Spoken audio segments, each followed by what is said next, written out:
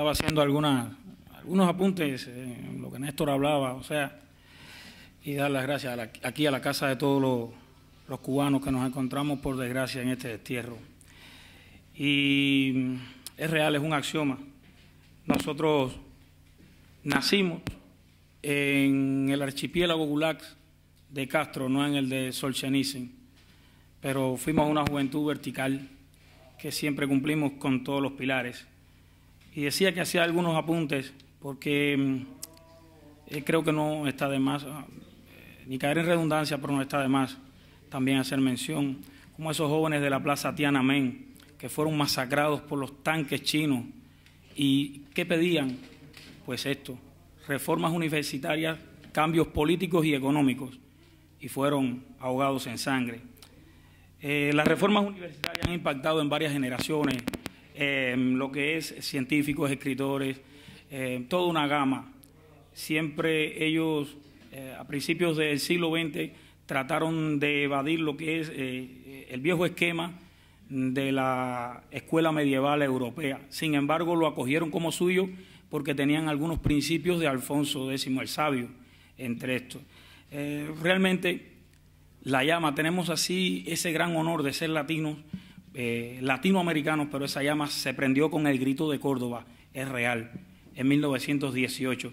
Ya hubo intentos de reformas universitarias, de unirse en lo que es federaciones estudiantiles, en la propia Argentina en 1905, en Chile en 1906, lo hubo en Bolivia, lo hubo en México, y o sea, llegó incluso hasta más adelante lo que es los propios Estados Unidos. Recuerdo, según lo que he leído, los movimientos de contracultura, o sea, contraculturales, las revueltas de los 60 y los 70 de los jóvenes en Estados Unidos exigiendo esto.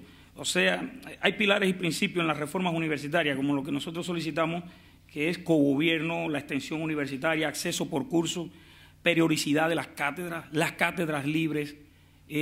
Como decía Néstor ahorita, yo recuerdo que pude evadir el PMI, o sea, la preparación militar inicial, en 1981, que Fidel Castro la instituyó, porque estaba en deporte, estaba en una escuela de deporte, y pude evadirla de esa manera.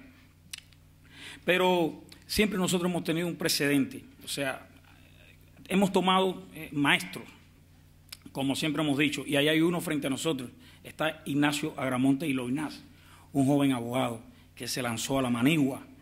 Lo tenemos en ese cuadro que nos dignifica también. Y bueno, no dejar de reconocer que fue algo axiomático, lo que Néstor decía es real.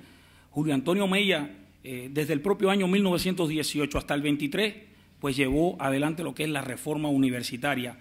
Y es contradictorio porque debemos recordar que Rubén Martínez Villena quiso convertir a Cuba en una república soviética. De hecho, en un poblado de Manzanillo se hizo una república soviética.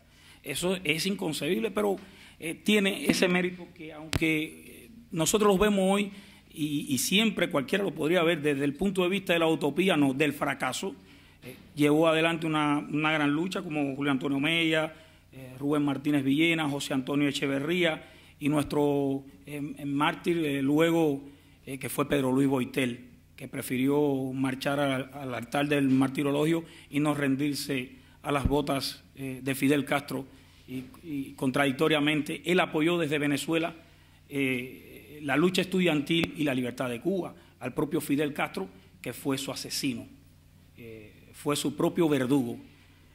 Realmente, siempre que tomamos en cuenta a grandes maestros, debemos de tener presente a José de la Luz y Caballero, José Martí, Unamuno, Camus, Rubén Darío también fue parte de aquel movimiento cultural que exigía la autonomía universitaria, y algo que los jóvenes lograron es que en las constituciones de la mayoría de los países latinoamericanos se reconociese, como en Costa Rica, que fue uno de los primeros, y Bolivia, la autonomía, el derecho a la autonomía universitaria, que en nuestro país está secuestrado.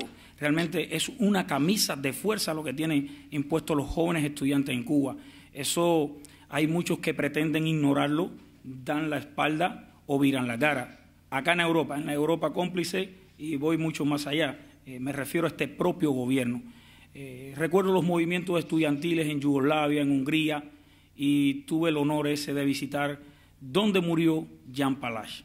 Allí fui a nombre del Movimiento Cubano de Jóvenes por la Democracia a rendirle homenaje a ese joven.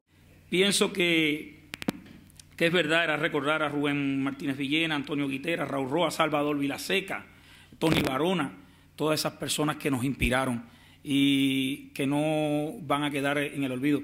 Y esos jóvenes que están en Cuba jugándose el pellejo, como se dice en buen cubano, a merced de visitar los infiernos, no los de Dante, no me refiero a los de Dante, a los de Castro.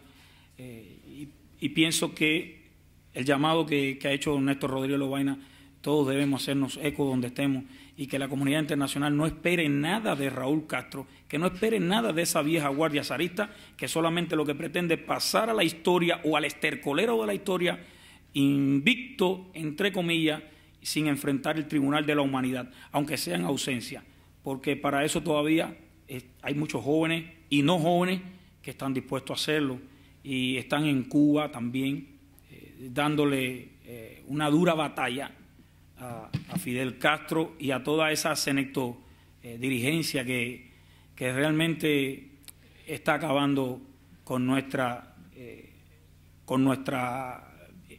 isla, y creo que en 20 años hemos cumplido con los pilares de la democracia, con esos pilares, con ese triángulo que mencionaba Néstor, que lo encierra todo. Y creo que Jóvenes por la Democracia pues saltó o cruzó ese Rubicón, pagó el precio que hay que pagar, y los que están en Cuba todavía están dispuestos a pagar ese precio, que inclusive incluye la muerte, porque ahí está Zapata.